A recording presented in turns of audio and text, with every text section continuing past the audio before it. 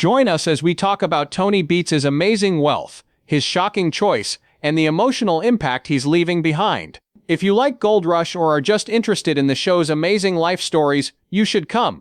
What happens when one of the most famous gold miners gives up? Tony Beets, who is known as the King of the Klondike, has built a huge business over many years, but his most recent choice has made his family cry. It's not what you think. Not every gold miner is like Tony Beets. Bigger than life, he turned sand into dreams, and a simple Yukon claim into a kingdom. You may remember him from Gold Rush, where his loud voice, brave choices, and ability to use strong words made him stand out. But the man with the hard hat and tough exterior has made more than just a fortune. He left a legacy that is just as tough and difficult as the Klondike. Have you ever thought about what it would take to go from having nothing to having millions of dollars in gold claims? Tony came to Canada as a young man from the Netherlands looking for work. He didn't just happen to be successful. It took hard work, taking risks, and a bit of Viking energy to make it happen. Tony showed that luck favors the brave by controlling huge dredges and surviving hard winters.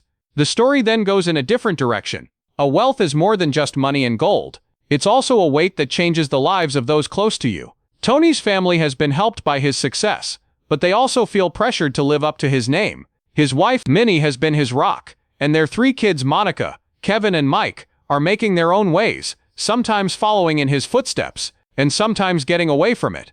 This is where the story really starts. When the wealth grows bigger than the person who made it, what happens? Is it a blessing, or does it come with strings that make family ties weak? If you were given a gold kingdom, would you try to make it your own? Tony's story isn't just about gold, it's also about love, grit, and how beautiful and messy family is. As we learn more, we'll see how this fortune changes not only their money, but also their hearts and lives. Stay with the Beets' beautiful story.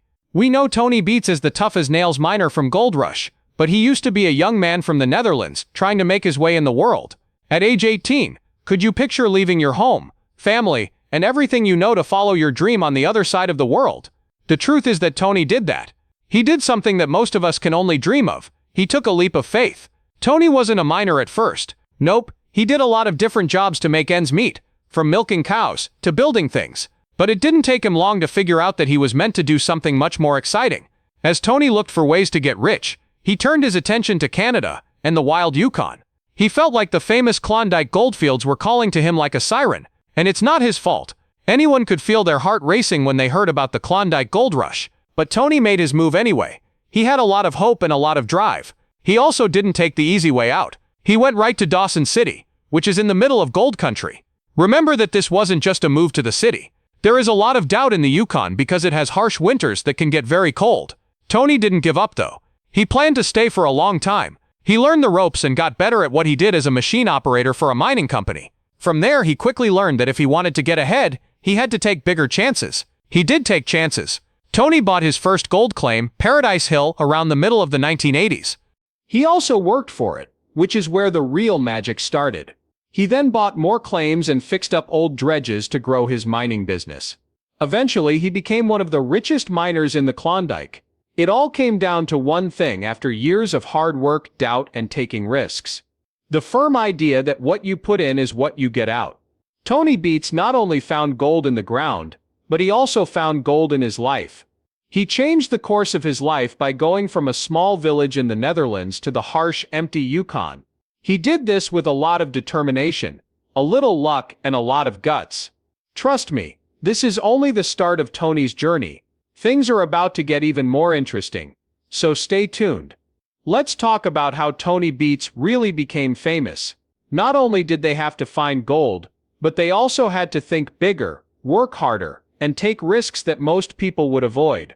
Once Tony had bought his first gold claim, Paradise Hill, he wasn't happy with just the basics. He didn't just walk in with a shovel and a tool like the old people did. Tony was always thinking about how to get things done faster, better, and more efficiently. He fixed up huge old dredges, which were important pieces of mine history, and put them back to work. Someone else did that, right? Not many. It was then that Tony began to become known, but here's the thing. People pay attention when you start to make waves, and it wasn't just the mining world for Tony. Around the middle of the 2000s, the reality TV show Gold Rush showed up.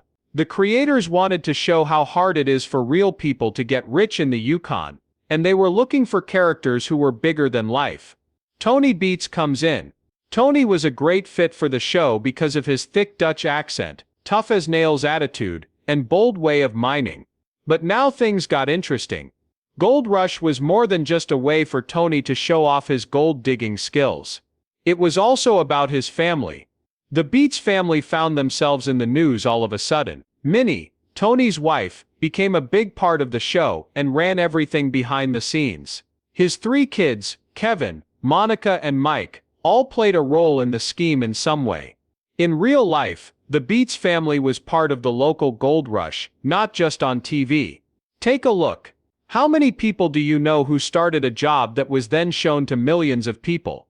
Tony went from being a tough, independent teen to a star on reality TV, and just like that, his family and wealth went from being mostly unknown to being talked about every week. It's crazy how a TV show can make everything different. How would you feel if the ups and downs of your whole family's lives were turned into episodes? It's likely that when you think of Tony Beets, you picture his crazy attitude and the fact that he was known for being tough as nails on Gold Rush. And yet Tony's rise to become one of the richest and most powerful miners in the Yukon was based on one important thing: smart purchases with a plan. For example, let's talk about those old dredges. These old rusty tools weren't just useless junk in the world of gold mining, they were gold mines ready to be brought back to life. Tony didn't just see a dredge that was broken. He saw a chance. He bought them, fixed them up, and then used them. Instead of just being lucky, Tony was able to see the hidden promise in things that most people would pass over. Those dredges were more than just cool old things. They were workhorses that helped him find gold worth millions of dollars. These dredges changed the game in the mining world, which is all about being efficient and getting the most work done. Then there are Tony's claims to land. Tony did more than just buy land in the Yukon when he bought his claims. He bought the chance to be successful in the future. While the Yukon is full of gold, it's also full of people who want to get it. Getting valuable land and making smart business choices didn't mean you would become rich right away. Tony, on the other hand, had a great sense of business because he always knew where to find rich mines and when to strike. His wealth grew along with the amount of land he owned over the years. Tony Beets wasn't just a miner when he became a major character on Gold Rush. He was a gold mining mogul. His huge business was about more than just getting gold out of the ground. It was about the investments he made many years ago that set him up for long-term success. Take a look. How often do you get to look back on your job and say, "Yeah, I always made the right choice"? Tony became one of the richest miners in the Yukon when he put money into new ideas, tools, and land. He will always be remembered as a great gold miner because of that success. But here's the catch. Tony didn't just stumble upon success. Taking a chance is one thing, but sticking with it when the odds are against you is quite another. In spite of the hard times, Tony was able to see possibilities where others saw problems. This is what made him stand out. What does a man do when he gets famous? And he's not just a little popular. Millions of people watch his every move on TV. To put it mildly, it's a roller ride. Tony Beets didn't just hit it big at Yukon. He also hit it big with Gold Rush. Being famous brought a lot of new problems, especially for his family. Let's begin with Tony's wife Minnie. You know Minnie is the rock that the Beets family always turns to if you've watched the show. Trust me, she's the most important person in the company, even though she's not the one running the dredges in the mud. In charge of both the home and the business, which isn't as exciting as it sounds. Take a look. Having a high-risk gold mine business to run and being married to a man who is always on the move are all things that put her in the public eye.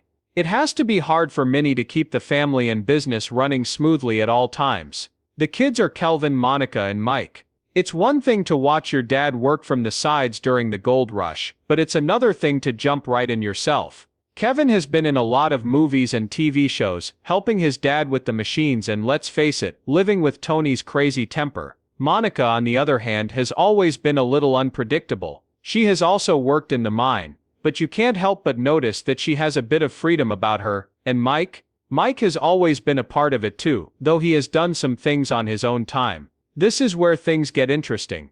It's not always easy for the Beets family to deal with their fame and wealth. People may be able to see a happy family working hard to get rich. There are some bad things going on behind the scenes though. The stress of living up to Tony's reputation, running a huge mining business, and keeping up with family relationships all at the same time is hard. Imagine being on reality TV with your dad as a child. There's always that tricky balance between trying to be your own person and taking care of the legacy your family has left behind. It's understandable that some Beets kids want to go their own way.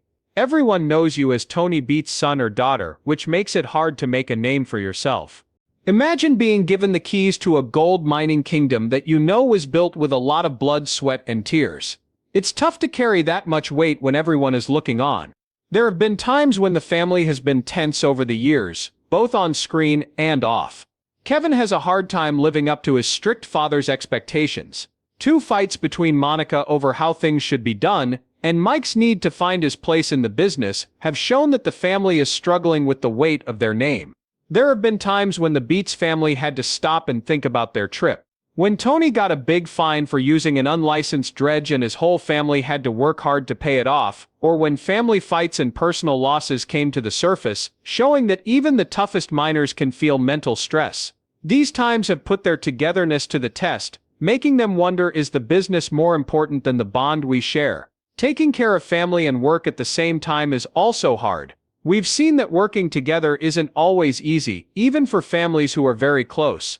When you mix fame, money, and the difficulties of running a multi-million-dollar business, you get a recipe for stress. When every choice could affect not only the bottom line but also your relationships, how do you decide what to do?